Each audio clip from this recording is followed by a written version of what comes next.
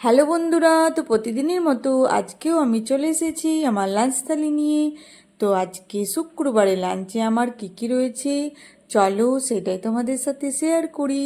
তো শুক্রবারে লাঞ্চে রয়েছে আমার গরম গরম ভাতের সাথে কাগজি লেবু কাঁচা লঙ্কা, তার সাথে রয়েছে আলু করলা সেদ্ধ। তো আজকে আলু করলা সেদ্ধটা আমি কাগজি লেবু ঘি আর কাঁচা লঙ্কা দিয়ে মেখেছি।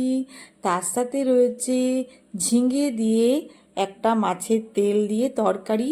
তো সেটাতে শুধু ঝিঙেই আছে আর একটু বেশি করে পেঁয়াজ আর কাঁচা লঙ্কা আর মাছের তেল। তার সাথে একটা গরম গরম মাছ ভাজা নিয়ে নিয়েছি আর নিয়েছি পেঁপে আলু দিয়ে মাছের ঝোল। তো কেমন লাগলো আমার শুক্রবারের লাঞ্চ থালি? শুভ দুপুর বন্ধুরা, সবাই ভালো থেকো, সবারই দিন খুব ভালোভাবে কাটুক। কাল আবার দেখা হবে।